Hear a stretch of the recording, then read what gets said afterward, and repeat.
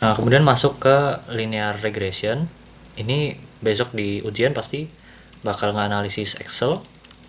Jadi pasti kemungkinan besar masuk aja dulu ke ANOVA ya. Di ANOVA nih ada regressionnya, ada juga residual, dan juga ada totalnya ya. Total. Nah, yang di kolom pertama itu kita punya degree of freedom, atau bisa disebut nanti di sini tuh DF.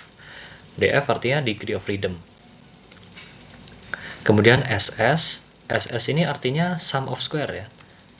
Jadi kalau di rumus-rumus untuk mencari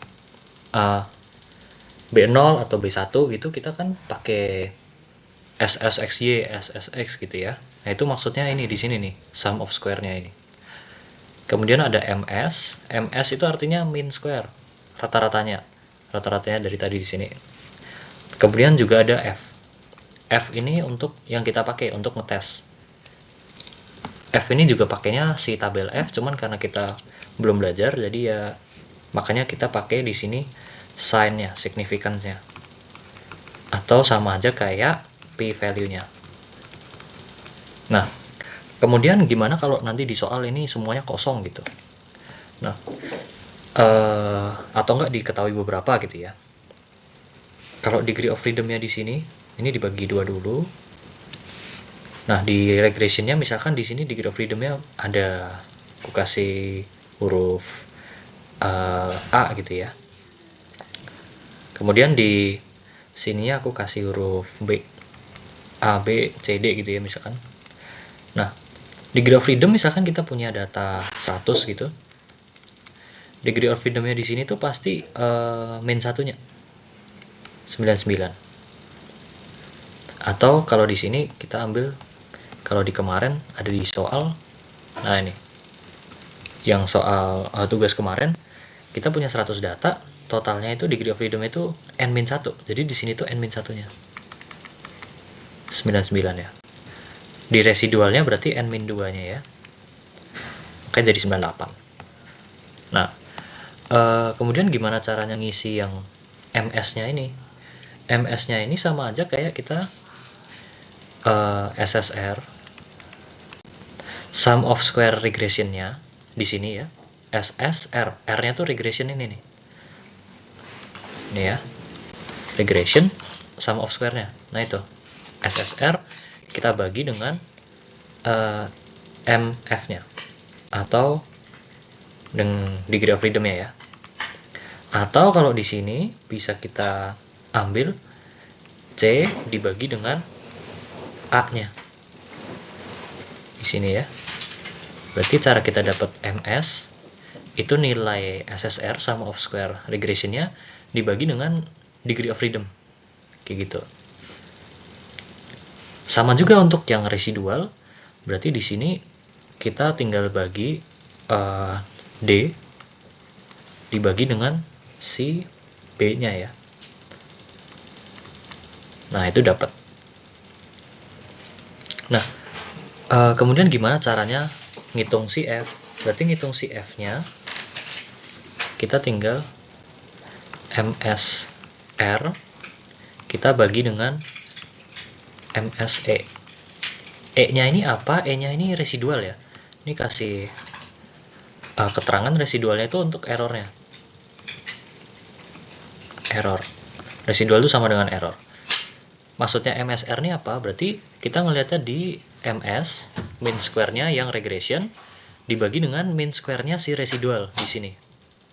Atau bisa kita sebut, berarti tadi kita udah misalin di sini, berarti C per A dibagi dengan D per B.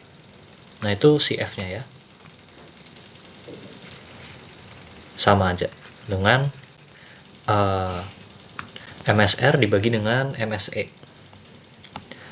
Nah, significance F, karena kita nggak punya tabel F-nya, harusnya nanti di soal dikasih tahu sih. Atau nggak, seenggaknya kita suruh ngisinya tuh cuma sampai F-nya doang. Nah, kemudian kita bisa nyari nilai coefficient of determination. Nilai coefficient of determination-nya ini itu sama dengan R squared ya, kalau kita tahu. R squared itu sama dengan, kalau kita ngelihat di rumus, itu SSR dibagi dengan SST-nya. Nah, SSR dengan SST-nya ini yang mana? Berarti sama kayak tadi. Ini aku hapus dulu. SSR berarti artinya sum square dari regression ya. Dibagi dengan sum square-nya total. Nah, kita ngambilnya yang mana? Berarti SSR di sini itu yang C, gitu ya. Dibagi dengan totalnya. Berarti di sini aku anggapnya E gitu ya. C per E. SST. Nah, itu. Atau kalau mau ngelihat secara definisi, berarti coefficient determination itu seberapa besar atau seberapa pengaruhnya si R-nya, regresinya terhadap totalnya kan. Totalnya itu apa? Si E itu berarti sesimpel kita ngejumlahin C plus D-nya ya di sini ya. Tinggal kita jumlahin aja ya.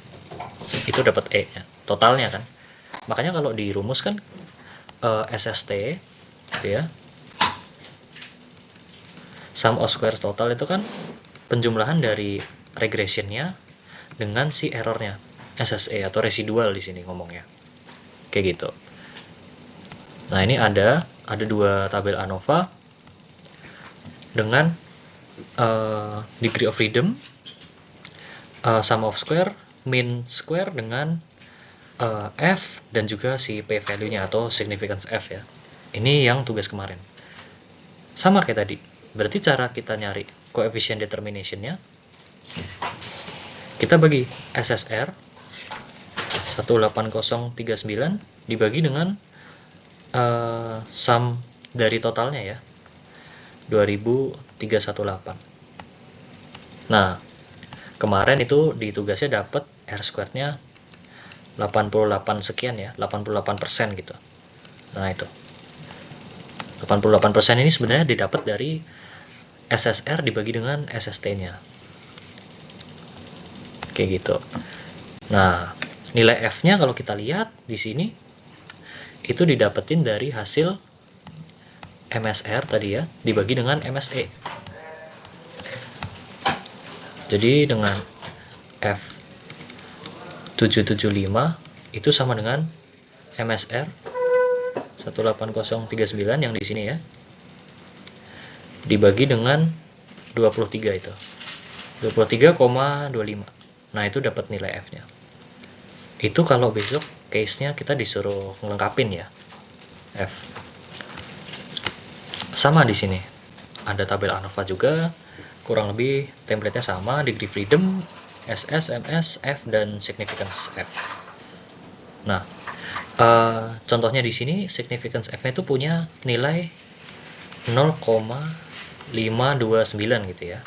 Kita ini bisa ngasih kesimpulan hanya dari significance F-nya ini atau P value-nya.